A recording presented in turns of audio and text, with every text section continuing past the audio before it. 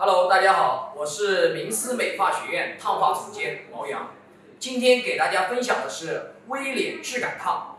那我们可以看一下，首先我们今天的模特小姐姐，那我们的模特小姐姐呢，从前面的发际线就能看得出来，她的头发的话呢是一个毛躁的自然卷的头发。那在干发的时候呢，这两边是很卷的，洗完了之后呢，可能卷度呢就体现不出来了，但是它的毛躁程度能够看得出来，头发是很毛躁的。那么今天的话呢，我们就要去给它打造一个显质感的、显微脸的这样一个效果。因为大家都知道，毛躁的头发的话呢，它最需要的是质感的光泽度的这样的一个感觉。那今天呢，我们首先呢给头发做个修剪，因为我们的这个头发呢现在是没有任何层次的，感觉很压抑，整个头发呢没有蓬松度，所以这个时候呢，我们要把层次首先要提起来。好，那这个时候呢，我们首先呢将头发前后去分开。首先修剪它的长度，分出来之后呢，我们是侧中线区分出来，侧中点分到耳后点的位置，前后分开来确定整个头发的一个长度，梳到最自然的状态。另一侧同样的方式，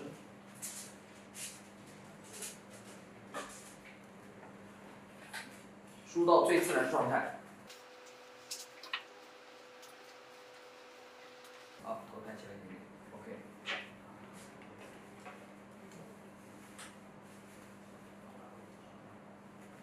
整个头发梳到最自然状态。那今天呢，还是以长发为主，所以呢，不会剪得过于太短。好，往下梳理。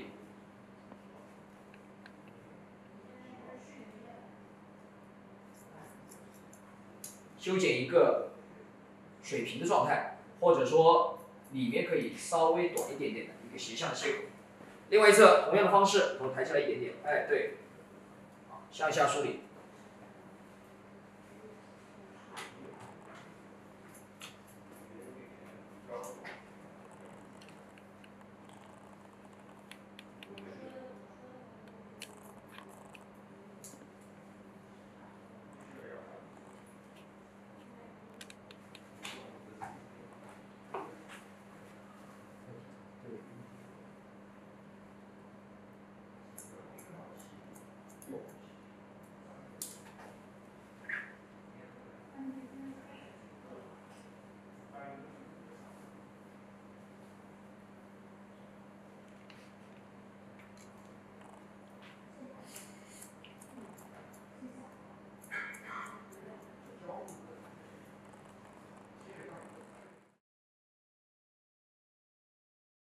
以侧区的头发作为基准，向后做衔接，将头发梳到最自然的状态。头稍稍低些，好。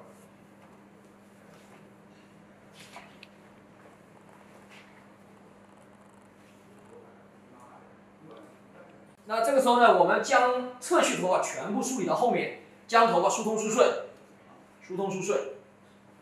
疏通疏顺，以侧区最靠近的这个长度作为长度指引，去跟它斜向连接。那这个时候呢，一般情况下，剪刀摆斜大概15度到45度这样的一个斜度的状态，看你想要的一个轮廓的一个圆形的一个斜度是什么样子的。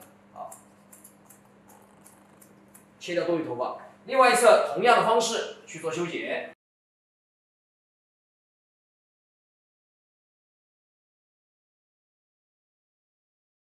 剪出一个圆形的轮廓出来，整体是一个圆润的轮廓。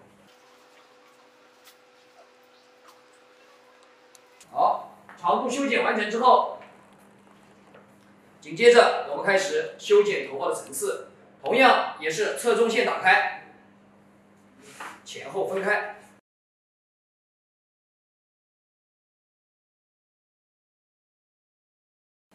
区分出来之后，首先我们以长久分界线作为基准，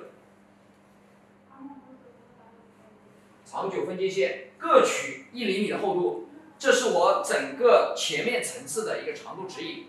那我们先把它分离出来，短的头发先不管它，找最长的。那这个时候呢，我们的长度的话呢，以前面这一束头发作为基准放下来，后面这一束头发后面这束头发是后面的层次指引，中间头发先不管它。好，这个时候我们以前面这个头发，哎，头抬起来一点，对，做它的层次的一个重心落点。那这个时候我们再去修剪的过程当中，将两边头发梳到最自然的状态。一般情况下呢，我们剪到长发的话，剪到3比1以上，2标以下，看作一份，找到它的一半，一半的一半，这是我们的3比1的层次。那么3比1稍微往上靠一点点啊，3比1稍微往上靠一点点，靠多少呢？大概是1厘米到2厘米的位置就可以了，往上稍微靠一点，大概我们剪到这个位置，都在这，切掉。OK， 这是我们前面头发的一个层次的一个状态。好，后区，后面的层次。那后面的层次的话，一般情况下呢，它整个的层次是前面高，后面会低一些，所以后区这一块的层次的话呢，我们在修剪的过程当中也是一样，一半的一半，3比1的层次。好，在这个位置3比1，稍稍可以靠上一点点啊，毕竟长发没有关系。好，层次在这个位置。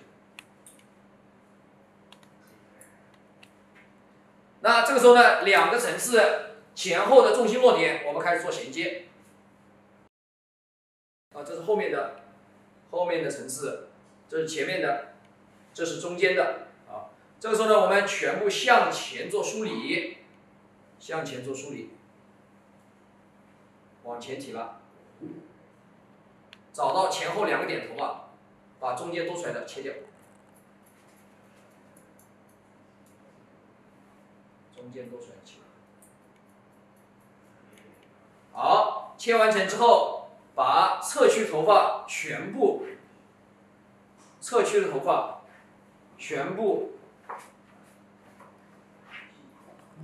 斜上方梳理，与引导线做连接，全部向上，梳到刚刚的位置。找到引导线，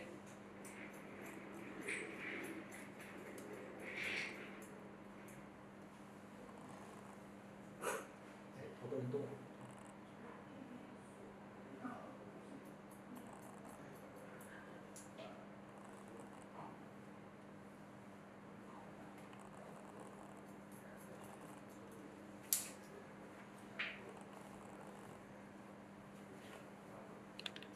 好，另一侧，同样的方式。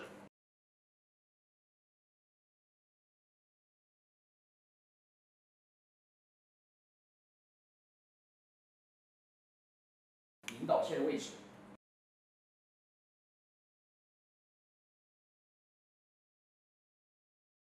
斜上方45度。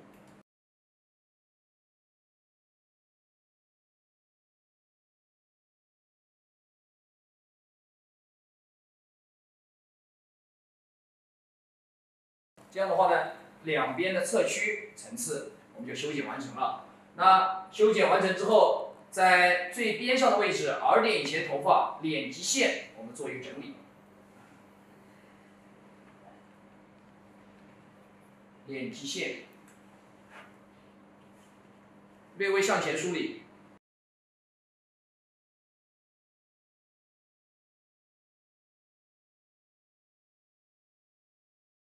另外一侧同样的方式，耳点以前头发，应该是鬓角的位置头发需要去连接一下。你看在这里，因为这么高的角度，鬓角是剪不到的。好，剪完成之后，怕两边的位置不够，因为它是中分，所以我们直接拉到中间的位置来检查一下，看看有没有长的。有长的，我们就把它修整一下。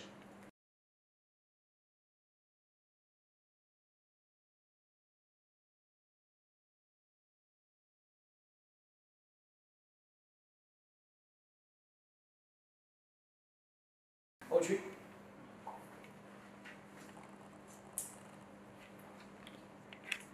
在后区的这个位置的时候，我们在修剪的时候是以我们刚刚在后面定的这个头发这里的层次，作为我们的重心落点，以它作为重心落点去做修剪的。那两边头发呢就不管它了，夹起来，纵向发片与之连接，高角度提升，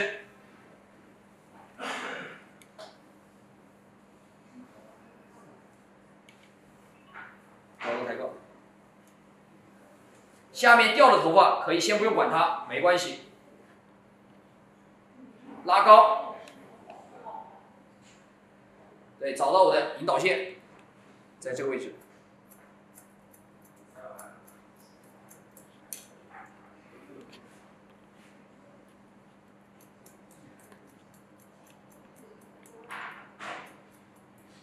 第二刀，我们把角度适当降低，找到这个上面这个角，把它磨掉。那最下面那个角就不用去动它了，因为我的层次剪得比较高，所以呢，底线那个角不需要去磨它，用来保留底线的重量。好，这个时候修剪完成之后，放射发片，随头走圆，高角度。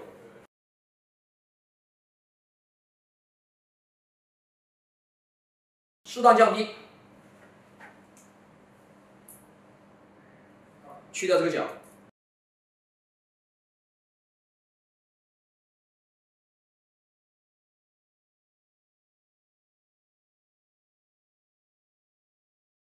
越到边上的话呢，这个角就越小越少，剪的就不多了。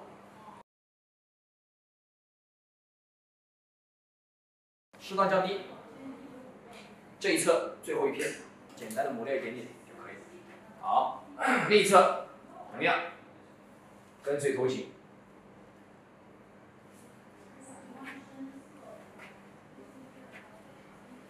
角度抬高，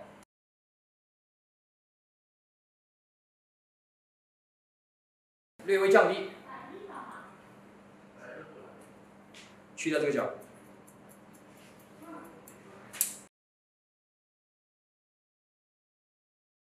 好，高角度，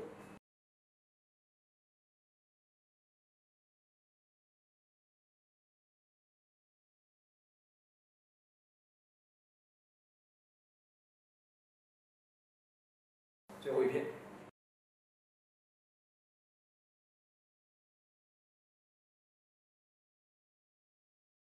降低角度。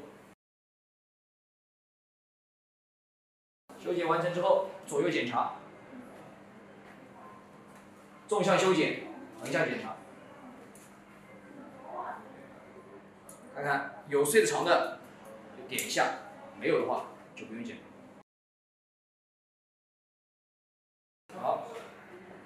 好，修剪完后续的层次之后，这个时候我们所有头发向后梳理，前后做衔接，所有头发向后梳理，连接做检查，斜向后的划分线向上提拉。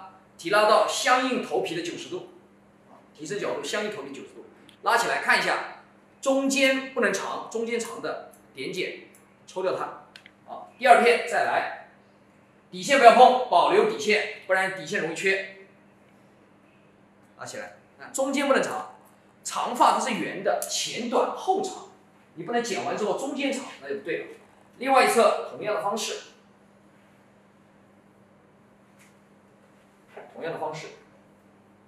垂直相应头皮的90度。好，你看这个时候是中间这块是长出来的，大锯齿刻痕点剪抽掉它，一般2片即可搞定。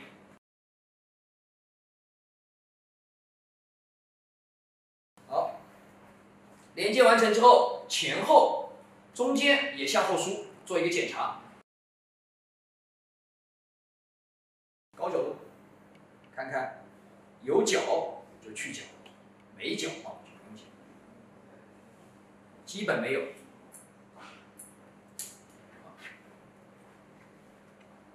前面也是一样，横向提升起来，看看上面有角去角，眉角就不用去了。没有。好，那层次剪完了之后，接下来我们开始修剪刘海的位置。那今天的模特小姐姐的话呢，她的刘海的话呢，本身是里面是偏短的，那我们就根据她原有头发的状态去做修剪。这个时候呢，我们可以先看一下整个头发的一个后区的一个层次。你看，这是最表面头发，最表面的这个头发，最表面头发落下来，在肩膀这个位置，侧面的在肩膀这个位置，后区的落下来，3:1，稍微靠上一点点，层次前高后低。好，刘海。因为它原先呢就有短的这个刘海，那我们就按照短的刘海的方式给它修剪一个我们的初恋刘海，一指的深度区分出来，一个指纹的深度。宽度的话可以分宽一点，宽度没关系。深度1指，宽度可以3指、4指，因为我们分了一部分副刘海在里面，所以分宽一点问题不大，不会影响它的效果。好，区分出来之后，保证两边是均匀的。区分出来之后，我们开始做修剪。首先确定长度，我抬起来一点点。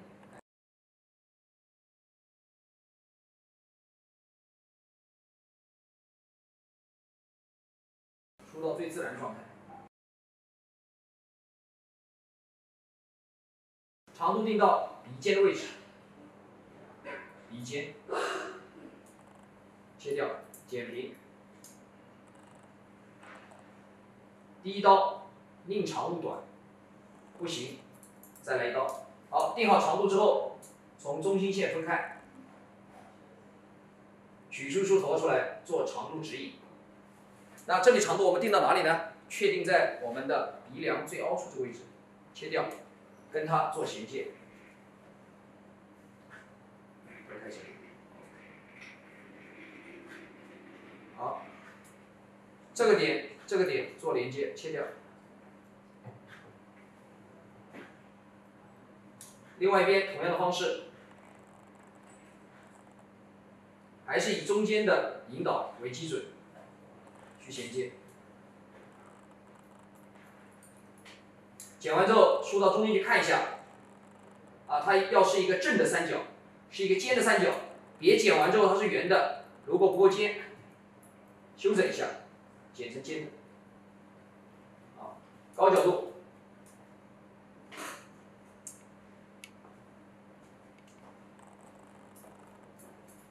去掉这个角，左右梳理，看一下湿发的效果。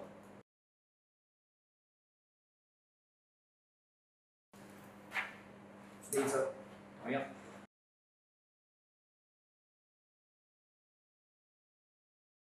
好，这个时候我们修剪副刘海，从它的上点这个位置直接往外做延伸，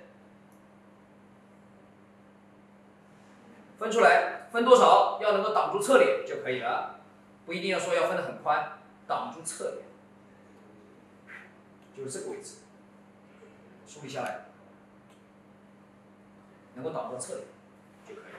好，另外一边同样的方式，从上点直接画出来，挡住它的侧脸，梳理下来。好，画完之后看一下，两边的分区可能不是均匀的，但是发量必须要分均匀了，一定要把两侧的量感做均匀，因为每个客人他的前额的发量的分布是不均匀的，发际线生长是不均匀的，所以我们分区的时候不一定要分均匀，分均匀了你的发量就不均匀，所以这个时候我们在分区的时候自己要特别注意一下这个细节。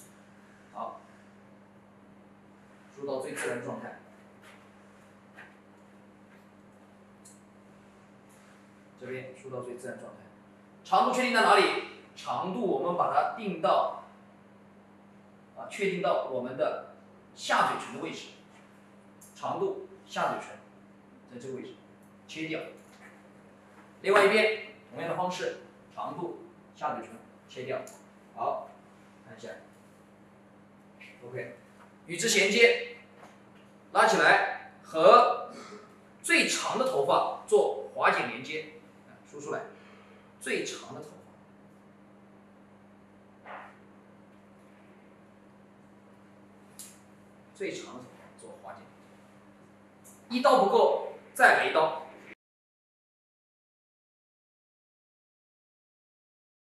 对，把它层次衔接起来。好，另外一侧同样的方式，再来。好 ，OK， 这个时候呢，剪完之后马上整个脸呢就显得会更加精致，显得五官就更加立体了 ，nice。好，剪完之后去角，高角度提升。副刘海，所有的我们在修剪副刘海的时候要特别注意了，不是上来就打薄，而是先去角，因为去角也能让头发变薄。去掉上角，让它变薄。如果去完角之后头发还厚，烫完之后再去亮，烫完之后再去亮，去掉这个斜角。对 ，OK， 好，修剪完成，刘海就剪完了。好，接下来呢，我们给头发做去亮，15%至20%的无痕雅剪。那因为这个头发呢，整体的它的一个层次是比较高的我们可以看一下，整个头发的它层次是比较高的，所以呢，底线的位置其实是不需要动的，因为底线已经变得很轻了，很柔了，底线是不需要去动的。那要动的地方在哪里呢？在 U 字区这一块是比较多的。好，在 U 字区这一块去拿走它的一部分量。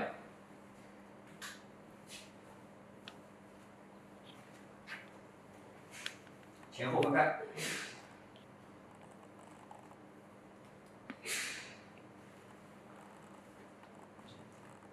观察一下，把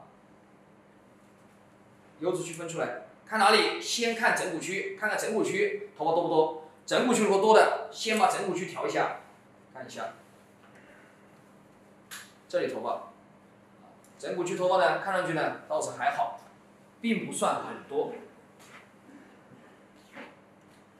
还可以，那就先不用去动它了，直接把 U 字区一分为二，分出动感区和骨梁区，分出来，动感区和骨梁区，小发片1厘米的厚度，纵向发片分出来，在发长的1/2或1/3处下刀，切2刀切3刀，看什么？看发量。发量越多，切的越多。15%至20%的无痕雅剪，分干净，一片一片，工整干净，不要乱七八糟的。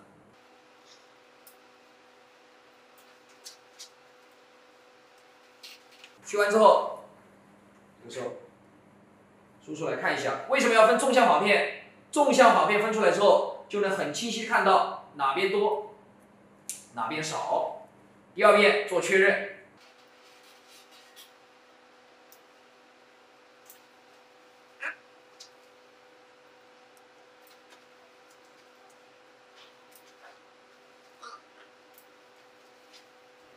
好，区分完成之后，这个时候动感区。高角度提升，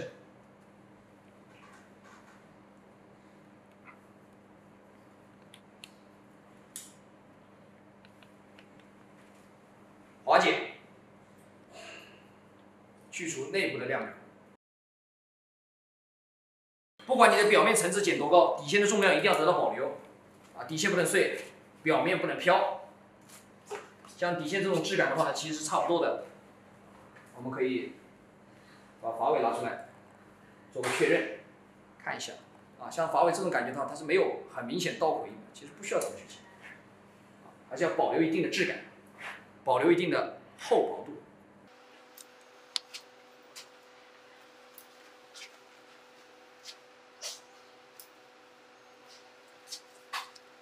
基本上后驱的话呢，到这个状态就差不多了，不需要再多，够了。侧面，一般情况下侧面头发都不会多的，一般都不多。首先，但是我们要确认一下，首先是底线，这个部位控制的是整个头发的底线，里面不会多，主要看一下这个位置，如果厚的话抽两刀就行了。侧面要多就多在这里，这才是最多的。骨梁区，侧部骨梁区，拿出来之后明显感觉头发的亮感就不同了。到了表面要特别注意一下，到了前面不要抽太薄，不要打太薄。好，那这个时候去完之后，到这个位置可以再用划剪的形式来拿走它的部分亮感。在内部去掉，厚度1厘米，或者小于1厘米，不要太厚。好，又到了表面，表面的位置，因为动感区这里已经分得很薄了，所以呢，我只需要什么，把它切口还原过来，找到刀口印的地方。做一个抽剪，揉合一下，可以了。另外一边，同样的方式，先分出来确认一下侧区的底部有没有厚的，有厚的就调，有厚的就调，确认一下。好，到了表面，动感区很薄的1厘米，骨梁区侧部比较厚的地方，这里比较少，少切一点。这里比较多，这个位置要学会观察，去看哪里多，哪里少。好，紧接着通过同样的方式去除掉多余的亮感，高角度提升，做划剪。不同的位置，不同的头发，通过划剪的形式去除它多余的亮感。不是同一片头发，也不是同一个位置，一遍不行，再来一遍。虽说是划剪，但是剪刀也在动，不是纯粹的划剪。高角度提升 ，OK， 好。表面动感区，同样还原它的切口。还原了切口之后，最容易发现刀口印。通过抽剪，拿走头发的刀口印，让它变得更加动感，更加柔和。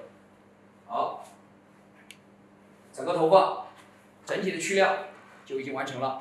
我们要观察一下，去完亮之后，观察一下。整个头发这种动感这种层次感要把它体现出来。对，去完亮之后要动静结合这样的一个方式。观察一下，有厚的做局部的微调，局部到现在这个状态呢，基本上是差不多，基本上。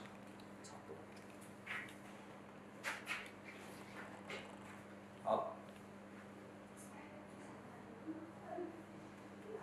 还原它的切口，做检查。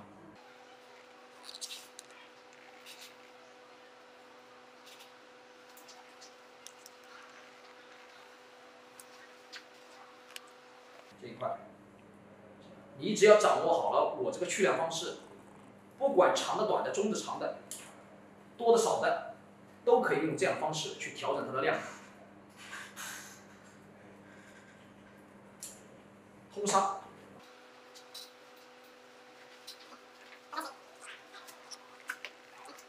下面是比较实的，上面就是动感是比较强的。越到下面越要保留重量，越到表面，通过层次，通过量感，让它变得更加柔和，更加均匀。那现在的话呢，我们已经将头发完全修剪完，也打包完了。那么这个时候呢，因为它头发是一个受损发质，又是个自然卷沙发，所以我们在涂软化之前，首先呢要给头发去抹一点这个烫前护理，来增加头发的这个硬度，让头发呢也变得非常的顺畅啊就可以了。那这个时候呢，我们抹烫前护理的话呢，抹的用量呢不需要太多，大概类似一颗花生米这么大小的，根据头发的发量发长可以多抹一点。好，这个时候涂在头发上面。涂完之后呢，手是很难涂匀的，我们用梳子将头发疏通梳顺，让护理吸收的更加均匀。一般停留3分钟、4分钟、5分钟，让头发变顺变硬了之后就可以了。好，这个时候我们用梳子多去梳理它，梳的越多，吸收的越均匀。梳的越多，吸收的越均匀。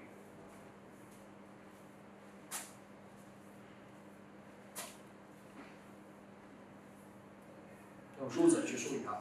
那这个时候烫前护理吸收了之后，然后紧接着我们给头发喷水，湿发软化，不易掉色。受损头发烫后不干、不涩、不毛，这就是湿发软化的目的。越受损，水分越多。今天这个头发属于受损发质，所以我们水分要多喷点。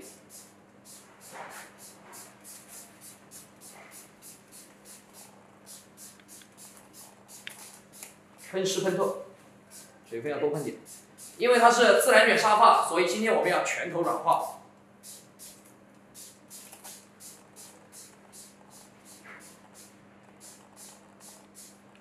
全部喷湿。它整个头发的话，应该就是刘海是最健康的，其他地方应该都比较受损，因为头发比较长，又染过3次，烫过1次。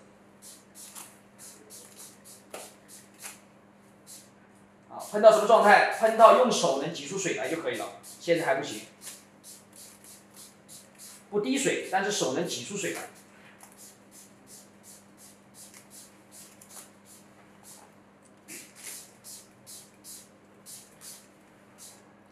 你看这个时候就可以了，手能挤出水来。OK， 好，刘海。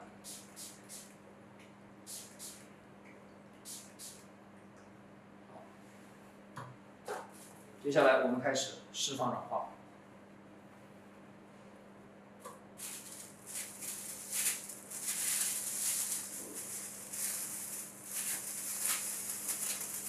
那因为刘海的话是最健康的，所以呢，我们先去涂抹刘海，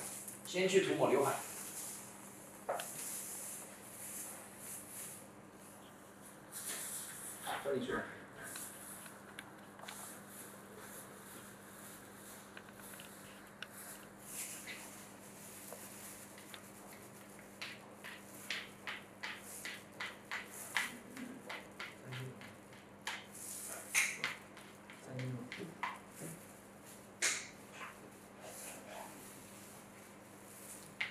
药量不要过于太多，表面毛的轻轻带一下，不能太多，太多会把发根贴死掉。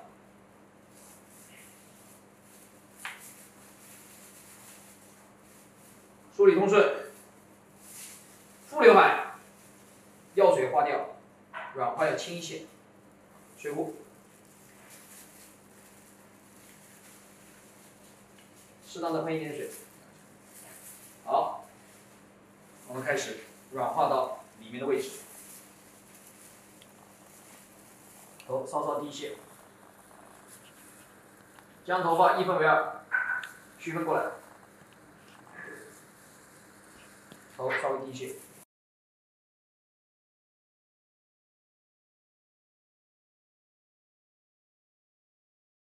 因为头发是自然卷，是沙发，所以我在软化的时候要分得薄一些，不能分得太厚。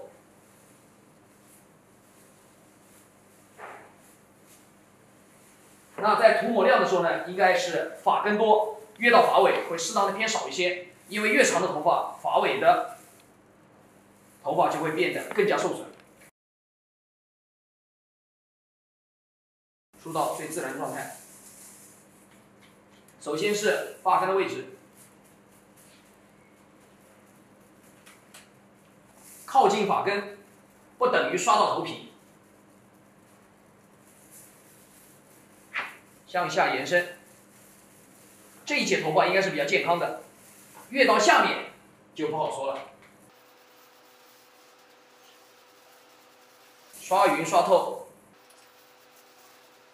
宽齿梳，疏通疏顺，不要拿挑梳，不要拿密齿梳，宽齿梳，梳理通顺。第二篇，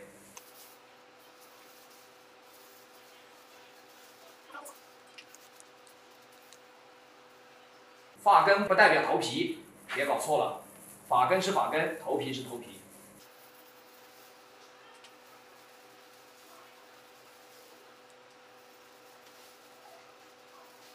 越到上面药量又要多一些，要饱和一点；越到下面药量适当减少。梳子梳理，让药剂更加均匀地渗透到发丝的内部。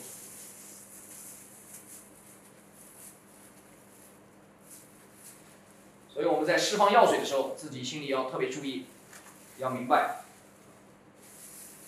就像什么一样，就好像扁桃体发炎，它不一定是感冒，它有可能是上火，喝杯凉茶就好。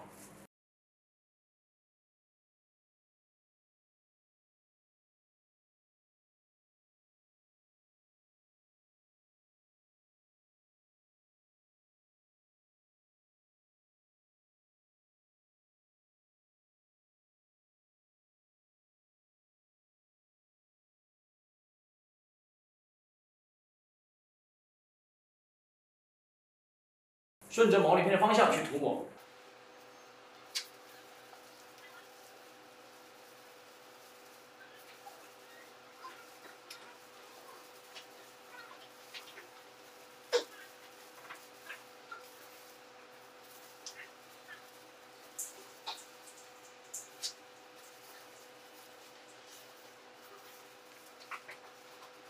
这是表面，表面这里轻轻的带过，别太重，太重了会让发根过于太贴。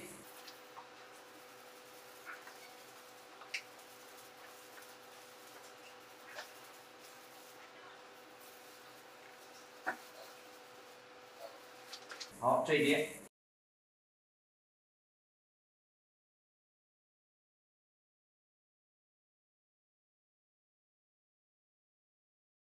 侧面头发上下区块分开，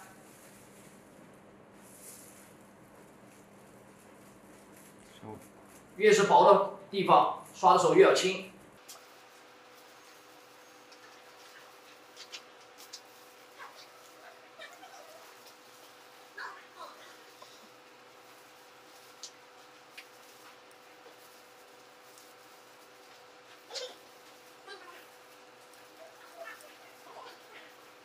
表面前后1分为2，区分过来。最表面的位置先不要去动它，包括骨梁区都不要去动它。上面有一点点毛躁，不影响到整体的效果。你涂了之后，反而会把头皮压死掉。轻轻的就行了。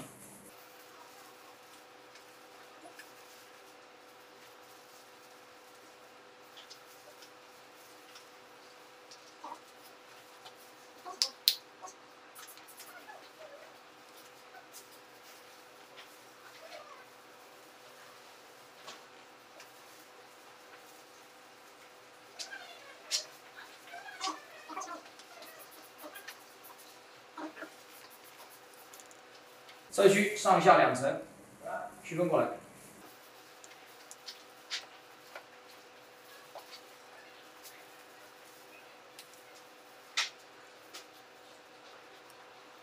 刷的时候要轻，侧面的发量本身就不多，不能重。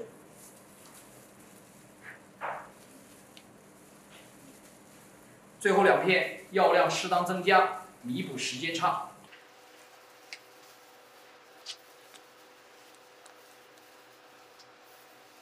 表面前后区域分开，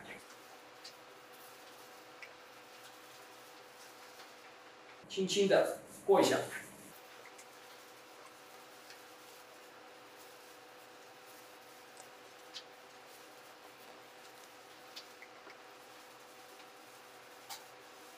轻轻的表面，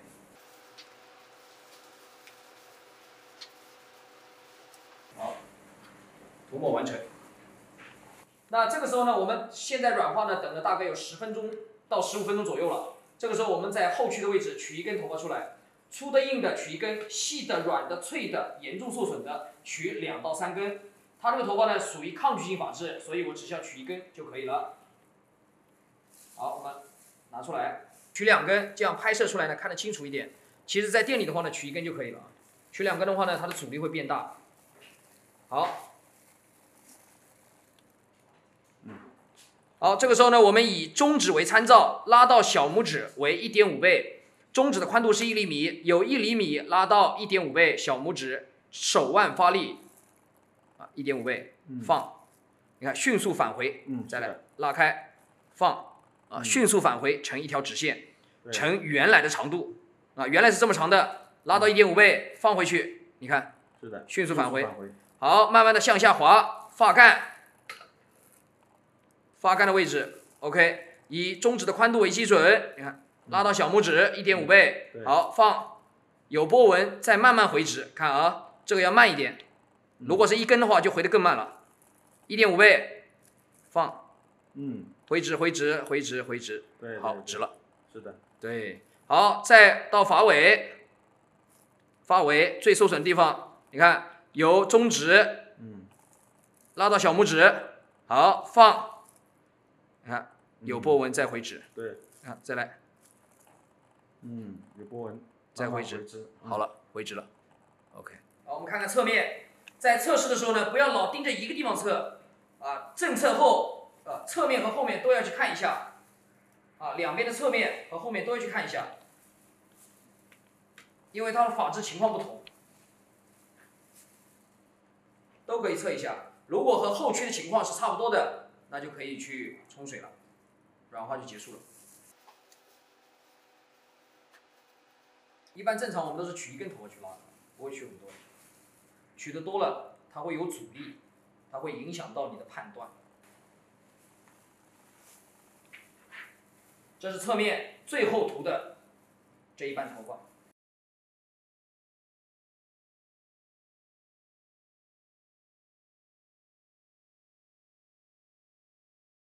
稀度受损，软化到85%就可以了。我们看看侧面的好了，我们就冲水。所以每个区块你都要去测一下，不要老盯着后面测。稍微偏轻一点点，再看看最后这后面的一半，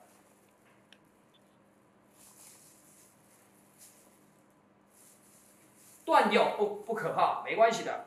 你这么多头发，很难保证它的发质生长都是一样的，所以有些断掉很正常，根本不用管它，重取一个再来就行。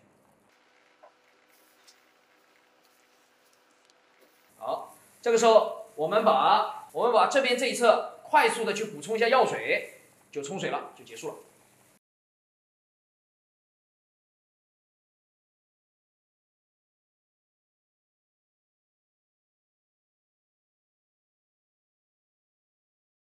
好，这个位置是最后涂的药水，快速的走一下。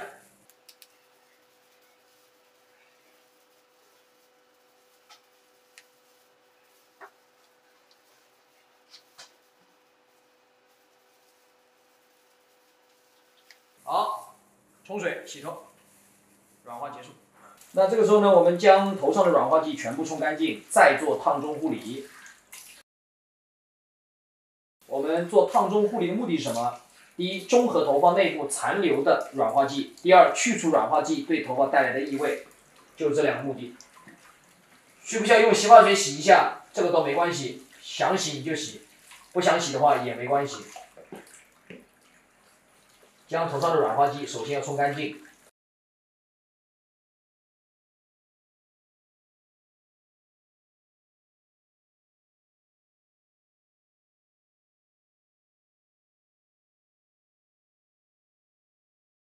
好，现在的话呢，我们已经将头上的软化剂全部冲洗干净了。冲干净了之后，我们开始做烫中护理。那烫中护理的话呢，它的目的是什么呢？烫中护理的目的是中和头发内部残留的软化剂，去除软化剂对头发带来的异味。根据头发的发长、发量啊，用适当的这个修复的用量，在手上抹开，涂在头发上面，软化到哪里我就涂到哪里。全头软化我就全头涂。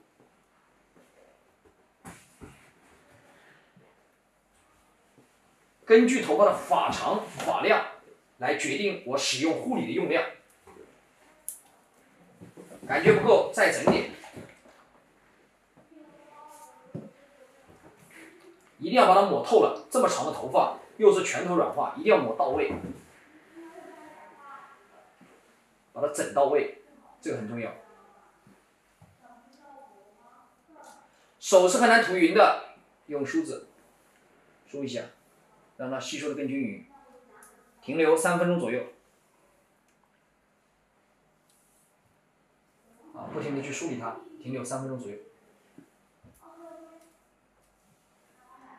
当头发变顺变硬，说明烫中护理就已经完成了。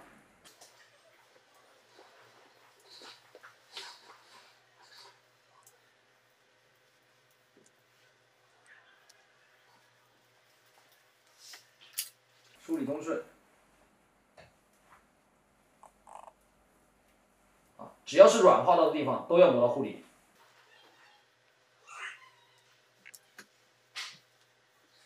那这个时候呢，我们涂完护理之后，这个时候摸上去，整个头发的手感就像没有软化过的手感一样，烫中护理完成，进入下一步，把头上的护理冲掉。就可以了。好，现在我们把头上的护理冲掉，不要让头发黏黏的就可以了。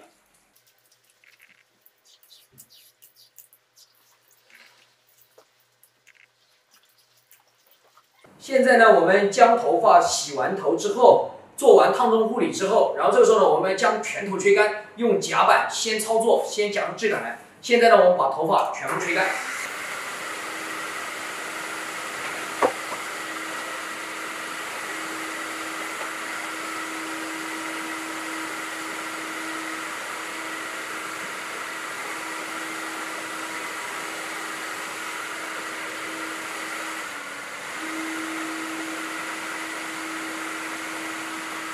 现在的话呢，我们的头发已经完全吹干了。吹干了之后呢，我们可以看一下它这个整体软化完之后头发的一个状态。之前没有软化的时候呢，头发呢它是很卷的。现在软化完之后呢，头发呢现在呢它就卷度呢已经变弱了很多，但是呢它的头发的质感呢还是没有回来。所以这个时候呢，现在呢我们通过夹板来去让它的质感变得更加好一些。好，这个时候呢我们在夹的过程当中也是一样，注意观察。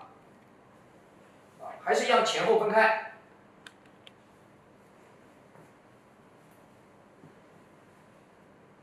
前后分开。在夹的时候，发片要分薄，不能分得太厚，发片要分薄一些，不能过于太厚。我们把它分出来，你看，发片首先要分薄，分厚了夹2遍、3遍都夹不直，反而浪费时间。分薄一点，1遍、2遍就夹直了。发片分薄。然后这个时候呢，我们在夹的时候呢，因为它是受损发质，所以温度呢调到180或者190就可以了。这个时候我们直接去把它夹直。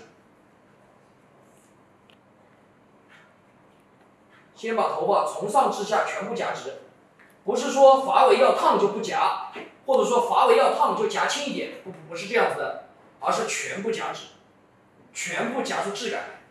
为什么要上夹板？上夹板的目的就是为了夹出质感，夹出光泽。如果你上夹板，质感和光泽度都出不来，那你就这个夹板就白做了。所以我们在操作的时候特别要注意到这样的细节的地方。发根垂直相应头皮90度，慢慢向下带，发片要薄，速度不要太快，慢慢的带，把头发全头夹直，夹出质感，夹出它相应的这种质感出来，因为它本身是毛的。好，接着再分，分薄不要分厚，1厘米就可以了。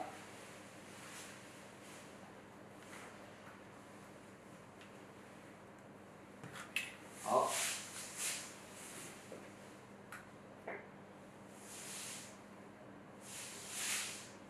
分薄不要分厚。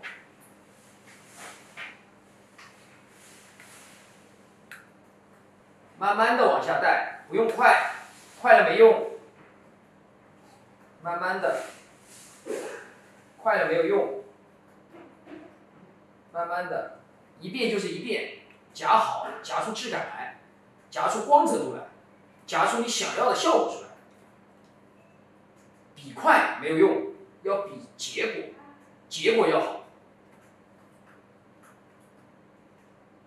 发片要薄。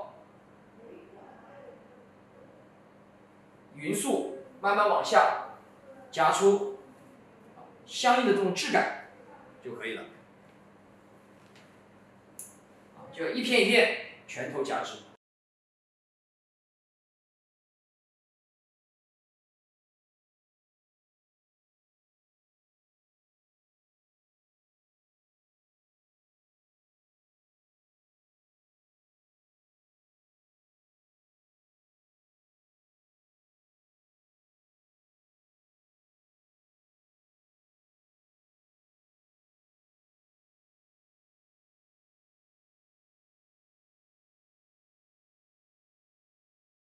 垂直相应头皮的90度，发根，发根垂直相应头皮的90度。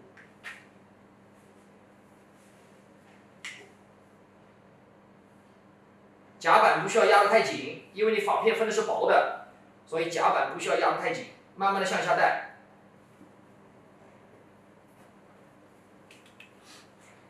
夹板不需要压得太紧，因为你的发片是薄的。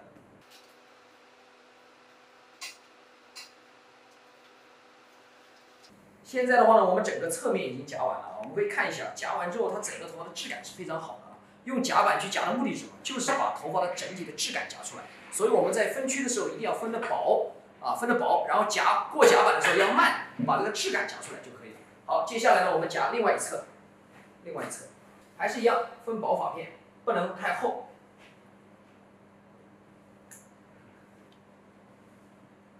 你看这边没有夹过的，它质感完全是不一样的。毛毛躁躁的，似卷非直的这样的感觉，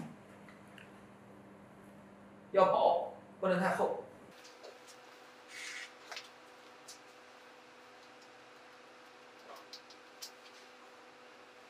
夹板不需要太用力，发片要薄，慢慢的往下带，慢慢的往下带。我们需要的是很柔的纸，不是像传统拉梨子烫一样硬邦邦的纸。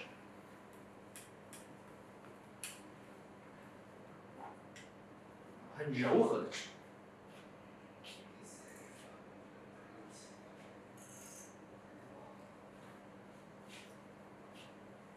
好，像这些小鬓角这种碎碎的毛毛的，我们到最后再去处理它。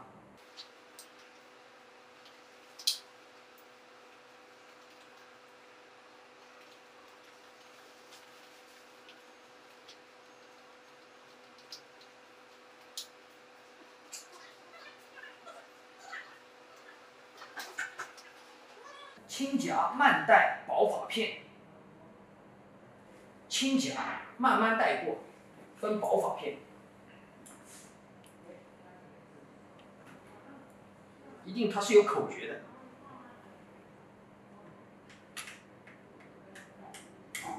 轻轻的夹，慢慢的带薄发片。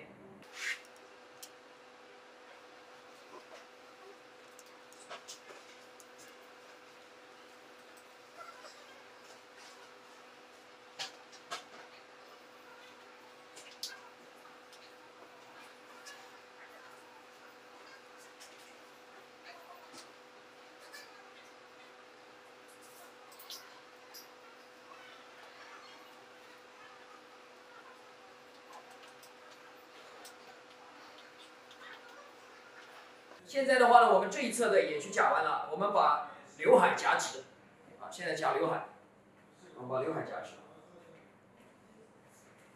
把刘海的位置和边角这个位置，因为它这个头发，这个脸基线这一圈边边角角的，它会有一些碎头发，啊，有一些毛躁头发，我们都把它处理好，弄干净了，脸周围干净了，整个人的精神状态就不一样了。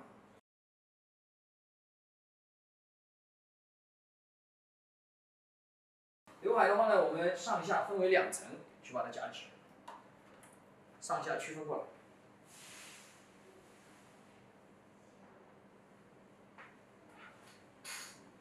来，夹了，啊，毛毛躁躁的全部处理掉，质感很重要，质感。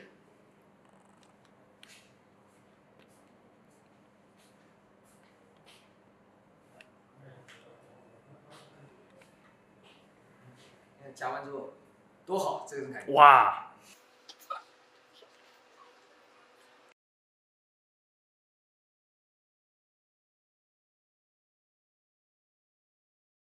夹直了，我们再烫。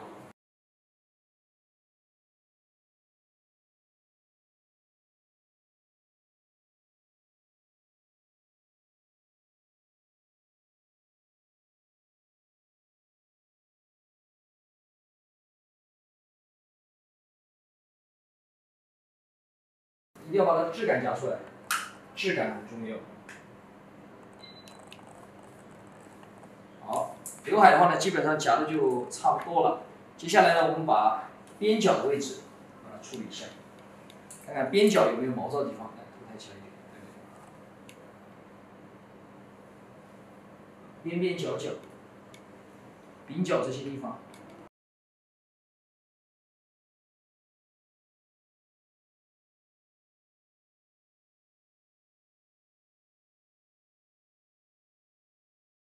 要把这些细节要处理好。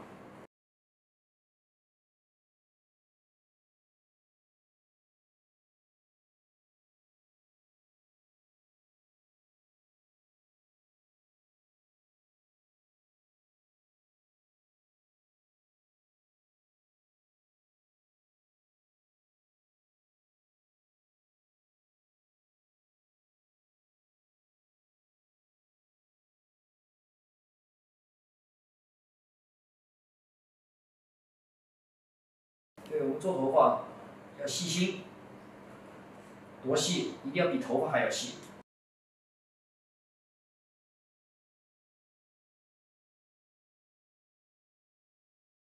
好，这个时候呢，两侧的位置呢是夹的差不多了，接下来我们开始去夹后面的位置，夹后区，将头发梳理通顺。同样，我们也是一半一半的夹，这样夹出来质感会更好，夹得更细致，更细致，一半一半的去夹。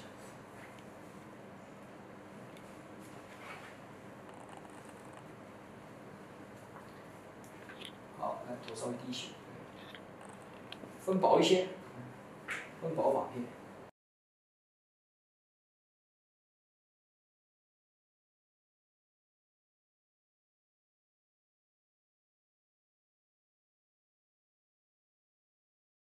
不要分太厚，厚了没有用。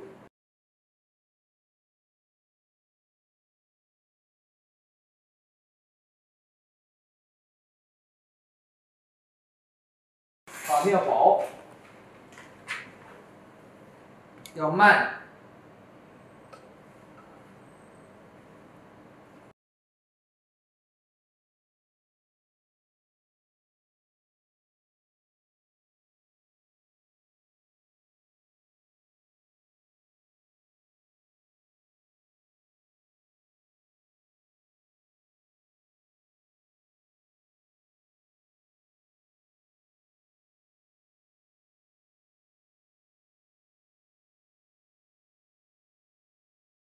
一片一片把它全部夹完，啊，一片一片干干净净的把它区分出来。发片呢分薄一点，不要分得太宽。到发干和发尾的时候，角度可以适当降低，过板的时候稍微慢一点。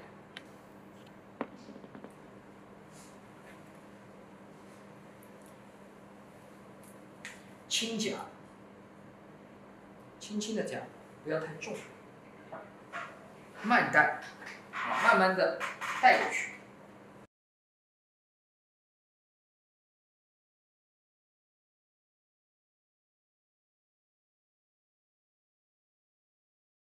轻轻的夹，慢慢的带。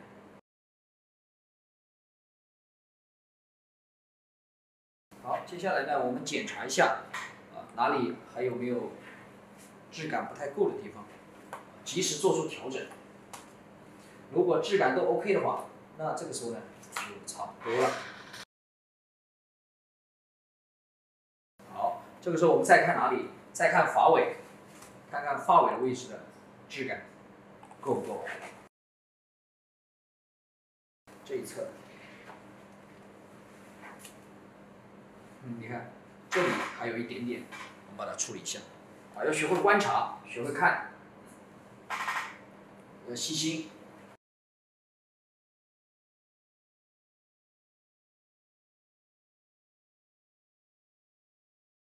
夹几遍不重要，最重要的是把质感夹出来，把光泽。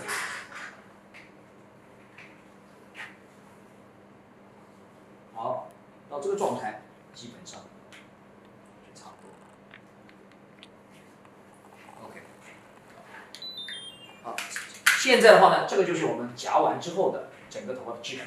我们可以看一下，把整个头发的质感就夹出来了，和它之前的头发完全是两个概念，两种不同的形式呈现。你看这质感。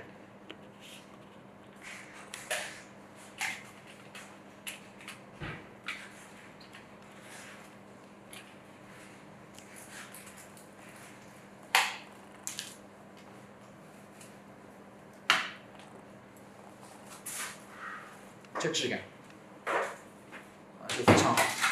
OK， 好，接下来我们开始喷水卷杠，开始烫卷，前后区域分开。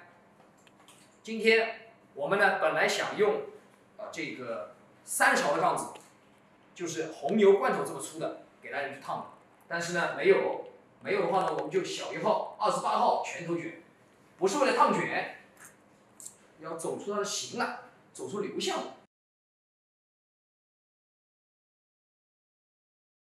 好，颈背区单独分离出来，头稍微低一些。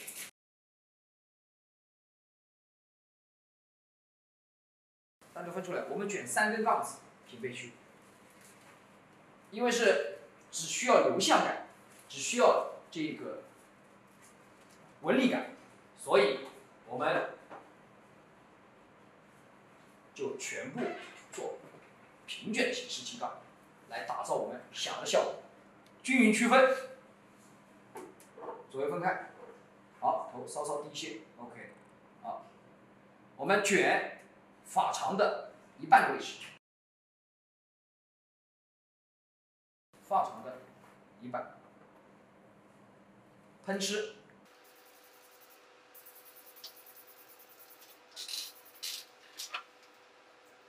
去掉多余的水分，刮到不滴水就可以了。直，26，以下3根我们用26号杠距平卷向上，就往上卷，卷到干的地方，防止压杠。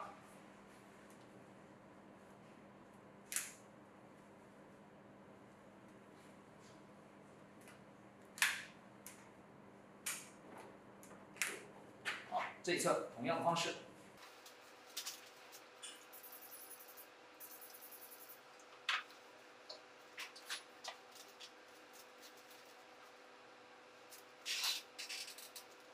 这么长的头发，还是颈背区用26号杠子，卷度不会太明显，就是要柔和的效果。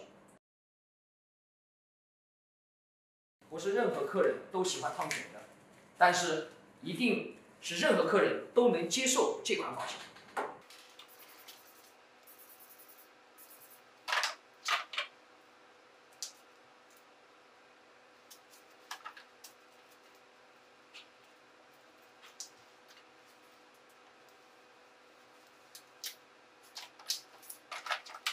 二层。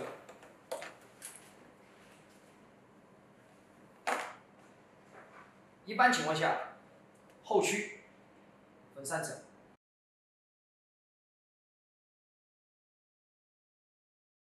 枕骨区也是头骨比较宽的地方，也是一样，均匀分开。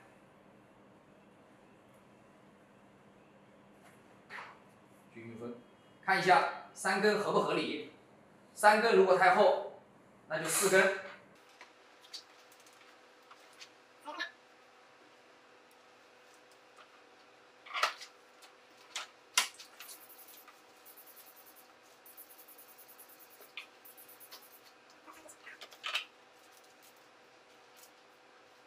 第二层平卷向内，28号杠距。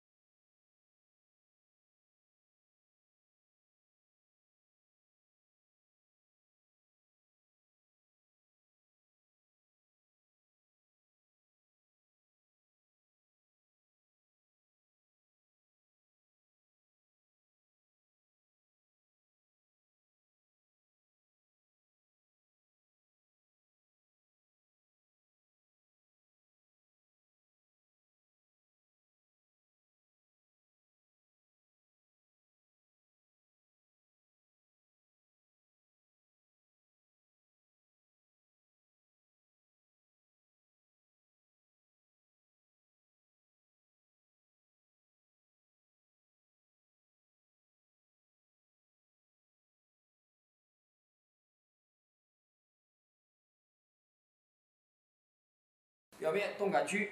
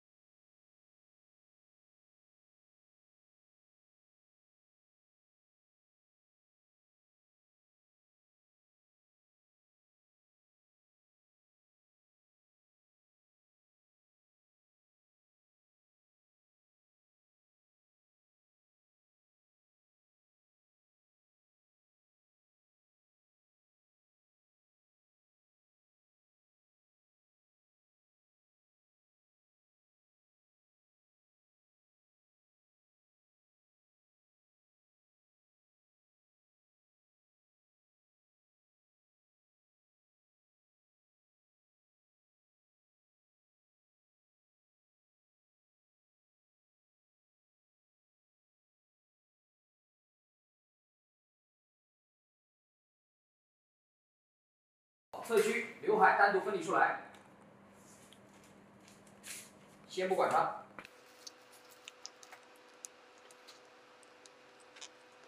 下面这层我们用26号杠距。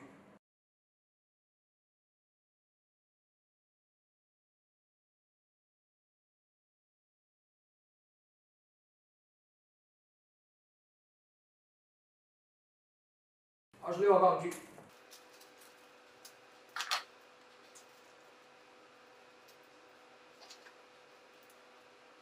直接平卷向上，卷到法长的一半。表面颈区、动感区分出来。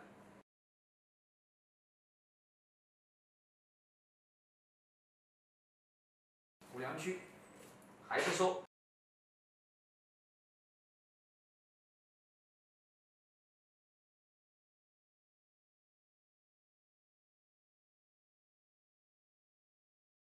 内侧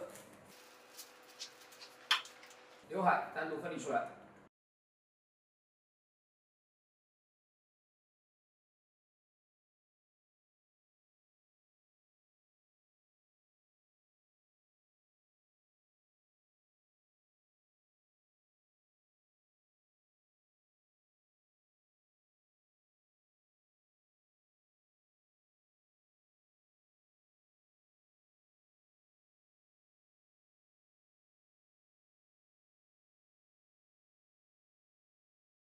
东莞区。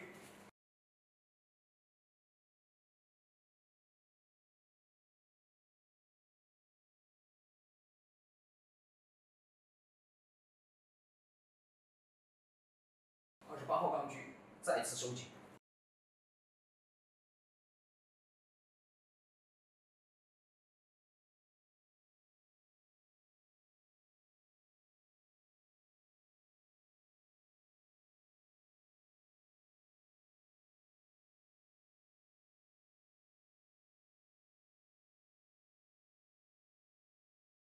高角度。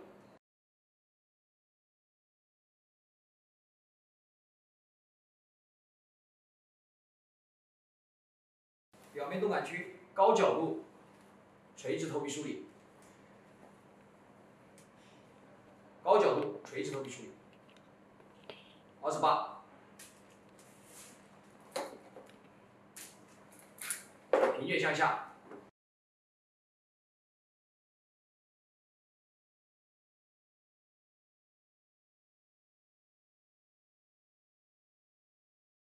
前面刘海。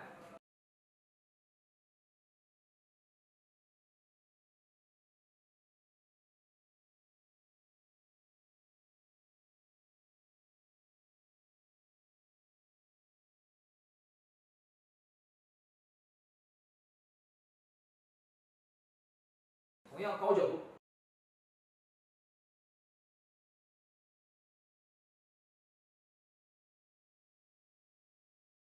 26。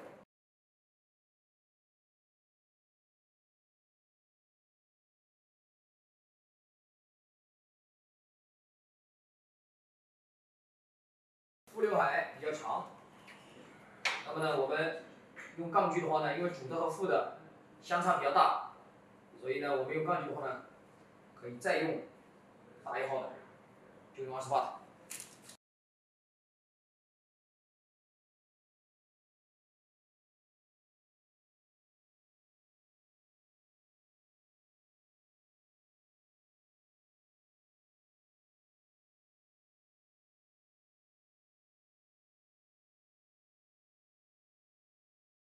刘海加热8分钟，其他地方全部加干。刘海比较少，比较薄，所以加热时间稍微短一些。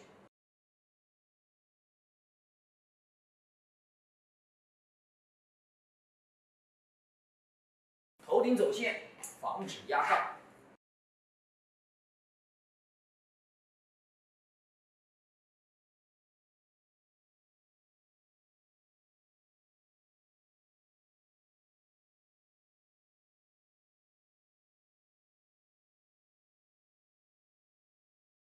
特别是两侧。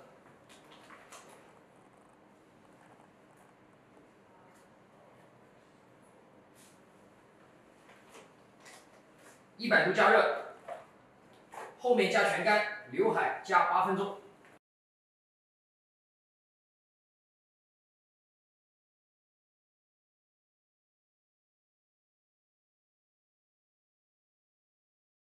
好，现在呢，我们就开始去把它加干。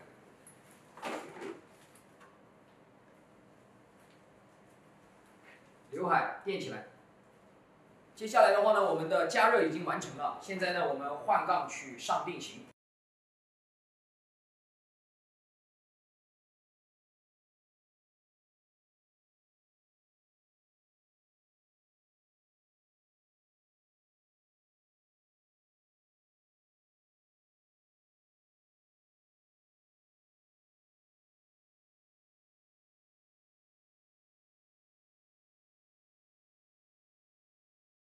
好，接下来呢，我们换完杠子之后，立刻上定型，定型8分钟就可以了。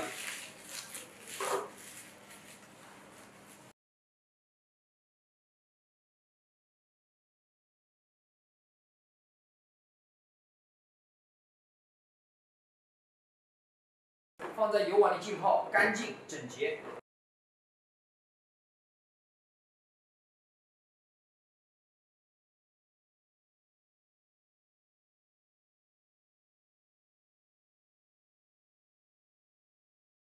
把每一个都上透。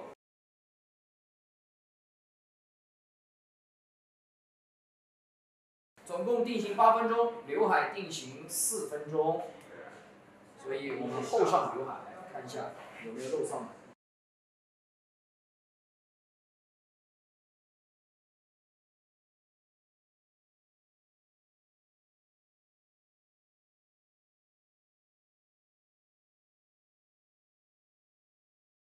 把夹直的地方也上点。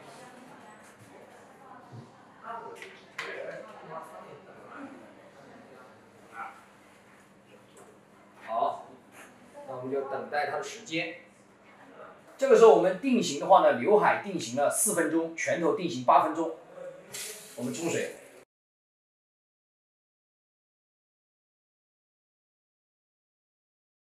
把头上的定型剂冲干净，上不上洗发水的话你自己看。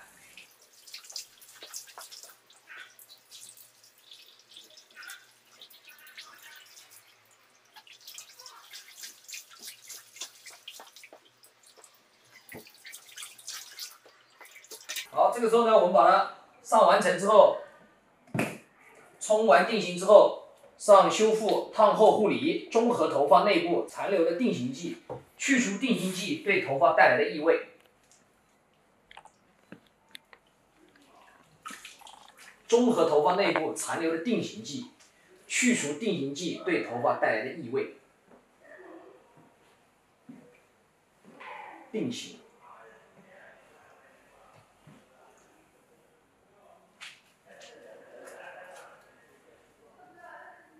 把它理顺，因为我们是拳头软化、拳头定型的，所以拳头理顺。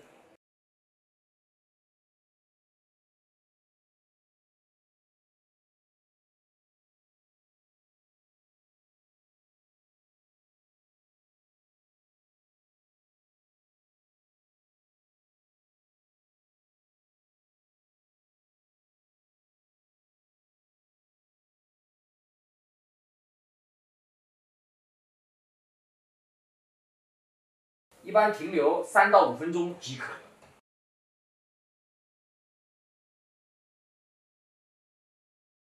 好，这个时候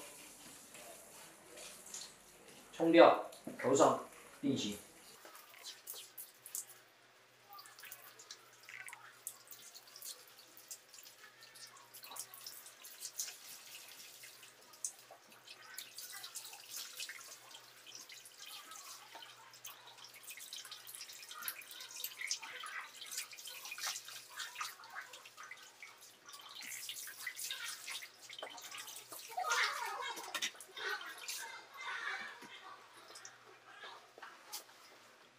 好，这个时候我们把它擦干就结束了。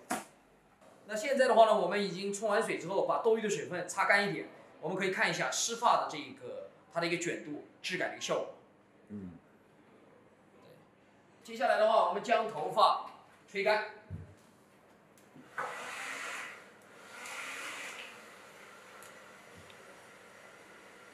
首先是刘海。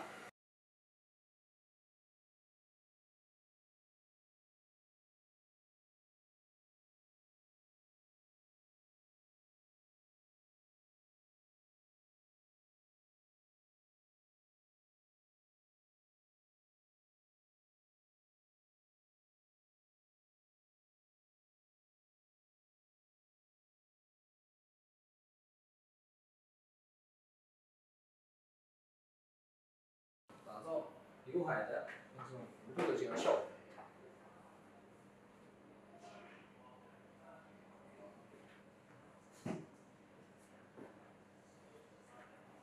弧度效果。好，吹其他地方。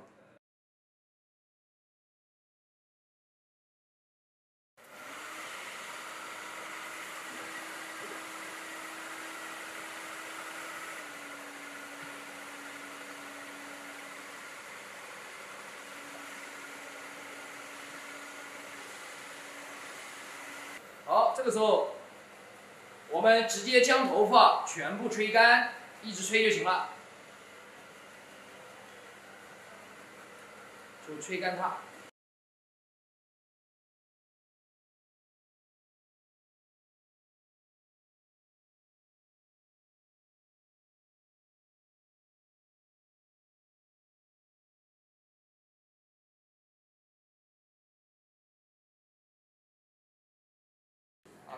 在这个头发在没软化之前啊，到时候我们看到原图的时候，你就能看到完全是两个人，一个是天花板，一个是负一楼，就是这种效果。啊，你看梳完之后，头发很顺、很丝滑的这种感觉，啊，就算夹完之后再去烫，你看都是很丝滑的、很顺畅的这种质感。客人今天来判定你这个头发烫完之后有没有受损，第一个就是看他的头发是不是具备有质感、有光泽度；第二个就是摸上去的头发很顺畅，你看，很丝滑。啊，这个时候呢，就是一个是好。好，梳完之后，我左边绕2圈，右边绕2圈。对，把它，对，绕一绕。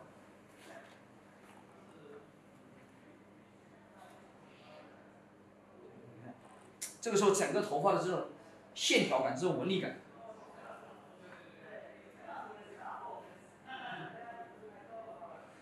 好。现在我们给头发呢擦一点精油，来提升它的质感。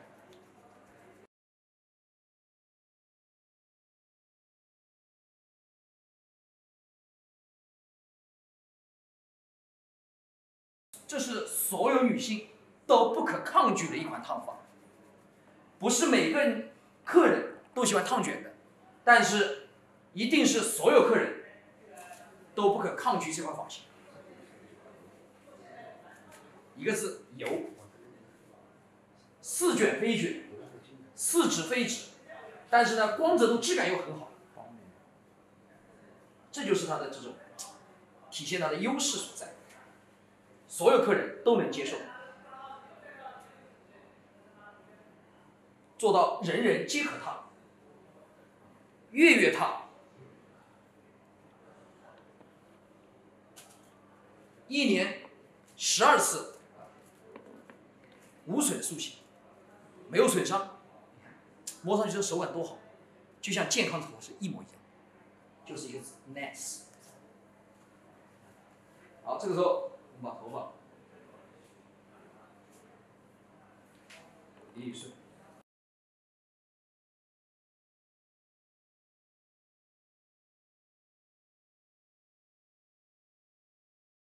这个时候我们将头发梳通梳顺了之后，啊，用手绕2圈。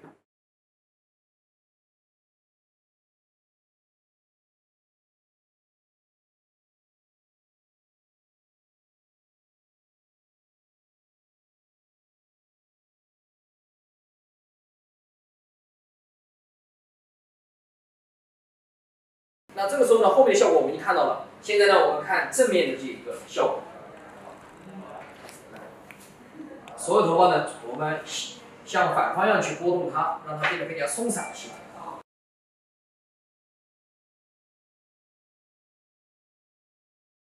好，那这个时候呢，我们把它拨得松散一些，来，头抬起来，对，我们看一下正面的这样的效果。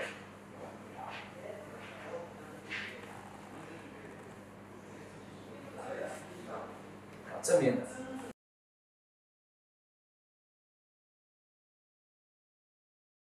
好，两侧。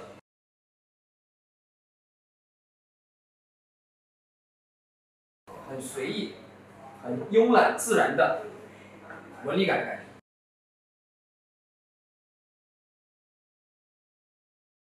头顶往后拨，两边适当的拉松起来，不要太贴在脸上。好。